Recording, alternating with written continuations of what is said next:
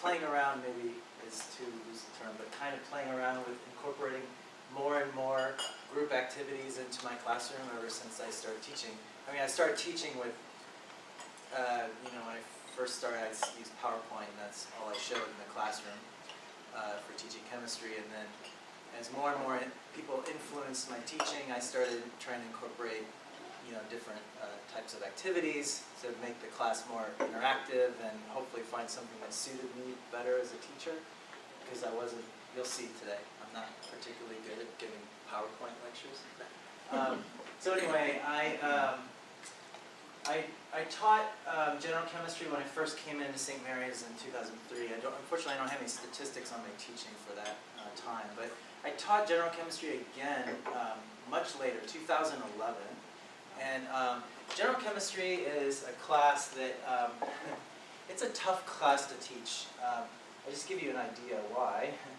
These are some statistics. This is this is pretty typical. In the fall that I taught it, we had attrition rates. That means students who get a D or F, or they drop out of the class somewhere in mid-semester.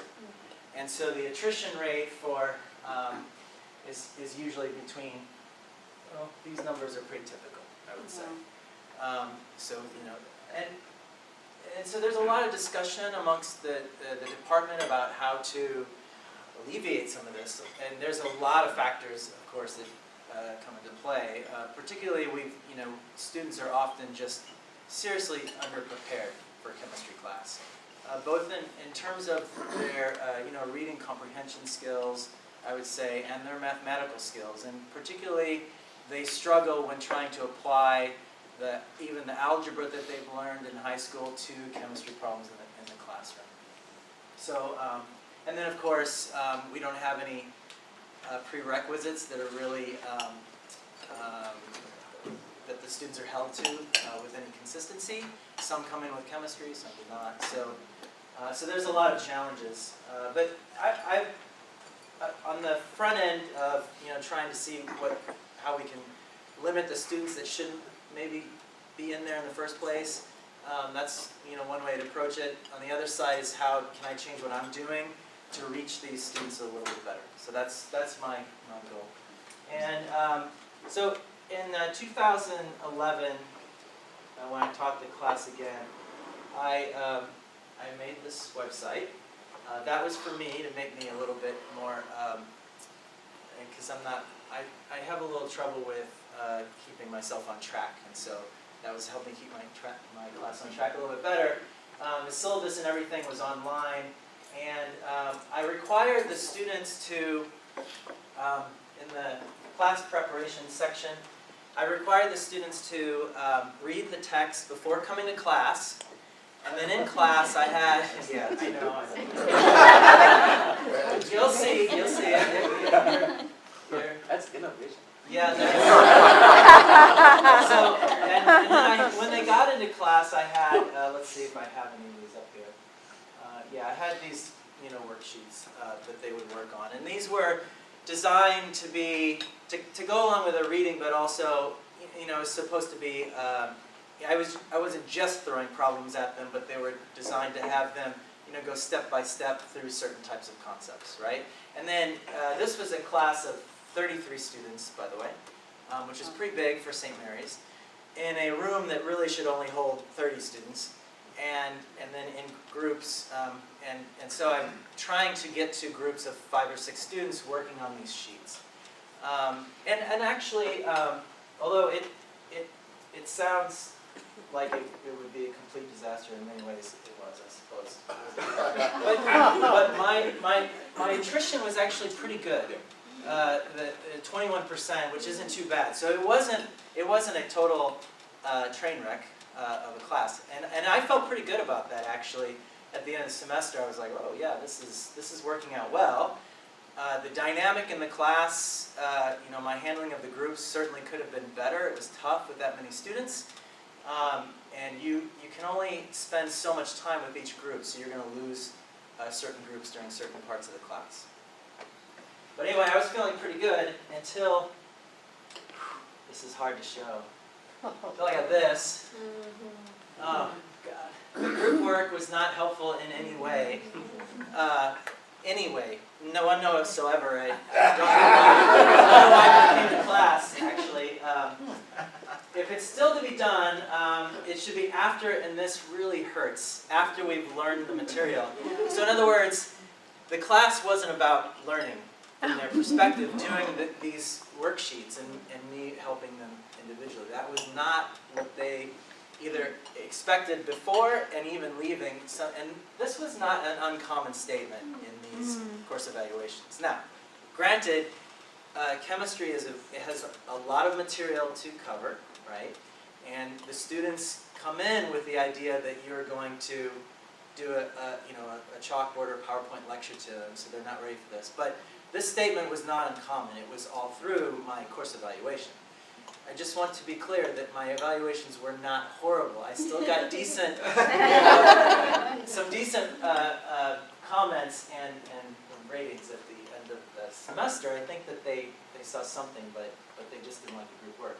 So I have to also point out that I did make the mistake of giving some, because I didn't have worksheets for every single class. So on some days I would use this app called Doceri on my iPad, write out lectures the night before, and then sort of play them in class and give a lecture.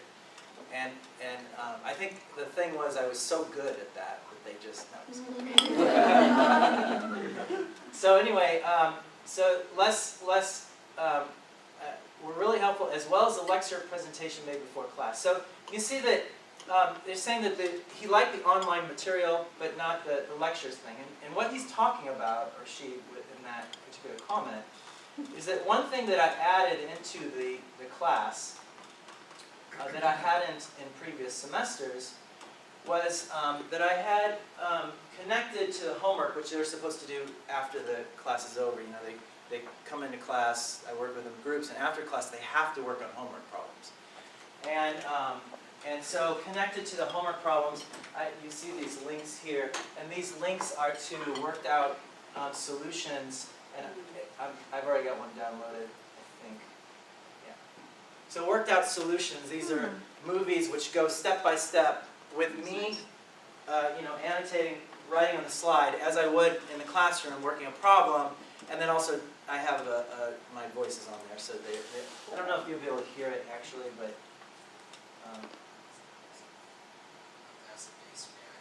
oh yeah, you're already asleep probably. But they actually, yeah, what is that? This is riveting. Yeah, thank you. So so you can, I would go through and basically this is what the movie looks like, and they play this at home or in their dorm or wherever as they're doing their homework. So that particular student said that I really like that online content. In fact, a lot of the other, a couple of the other instructors in the next semester said students were asking them, do you have videos of these things? Can you, right? So they really like this. And so in addition to the hit that I got with your group work sucks, they were over and over saying we love the video content that you put on, because they could watch the problem over and over again, and they would use it to either study or get ready for the exam, hopefully. The next comment, and these were in order on this particular set evaluation, was this. And then if there was a way to make sure everyone read the chapter before the class, then I think working groups would be much more effective. And of course, we all know this. And then the next, and these were in order. The next one was, perhaps the class should be structured around a 5-10 minute video, and then do the group work.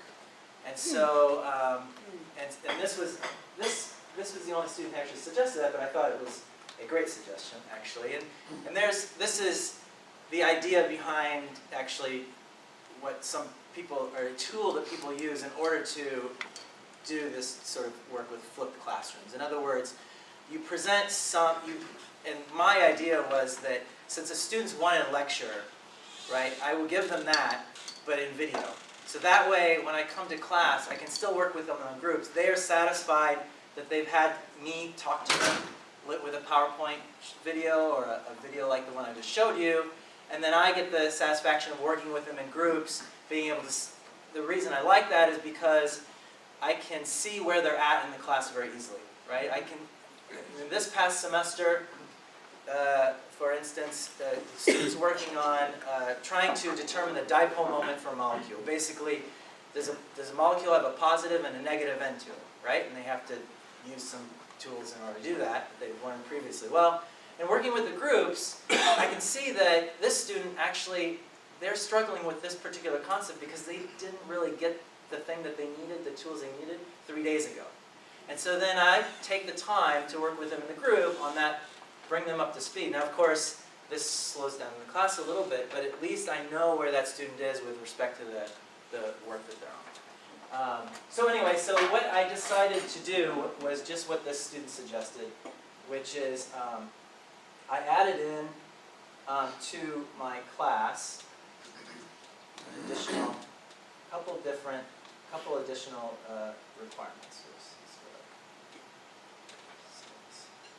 And that is, before each class meeting, this is what they had to do. They had to, let me make that a little bigger. Okay, so they had to come in, having watched one of the videos I put online. I tried to commit to putting one at least before every class. It wasn't easy to do because I'm generating these things as I go during the semester. And then they take a pre-quiz, and I'll show you that in a minute, what I mean by that. But basically, I didn't really care that much whether they watch the video or read the text, but I wanted to do one or the other. So when they come into class, they're sort of ready to go. So I gave them an online quiz, which basically I typed up the morning or afternoon before the class. The quiz gets emailed out to them. It's a multiple choice, like 3-question quiz. And it's just to try and encourage them to do the reading. So if they've done the reading or watched the video, they can answer the quiz. They get free 3 points added over the semester. And then in class, we do the same thing. We work on the worksheets. And then after class, I have the homework with the online content that I showed you. So from their perspective, then, what it looks like, I'm just going to skip that because I'm taking way too long. I have a calendar on the site that looks like this. It's just a Google calendar that's embedded in my webpage. The students will click on that day's assignment, right? So Tuesday night, they should be looking at this information for Wednesday class. They have the video, so they click on this link. They'll be able to watch the video that's coming that is prepping them for the next day's class. And they also have the worksheet that we'll be doing in that class. And many of them would print them out and bring them ahead of time, but I always print them out. And then before they come to class, I had this, and I have to log in. I didn't do it that time. And I'll show you what one of these pre-quizzes looks like. If I can remember my password. Okay. So the quizzes, from my perspective, look like this. Right? They're just multiple choice. I have various types of questions I can put in here, and then for them, they get an email link, and the quiz looks like this. They can just choose some answers here based on the reading. Submit it. As they're doing the reading, yeah, that's fine too. I don't give them a time limit. It's just so that they will actually look at the material before they come in. And I was upfront with them about that. This is to encourage you to get ready. Sometimes the questions came directly from the video too, so let them know. So then once they get okay, so that sent the scores to me, and it was really easy at the end of the semester just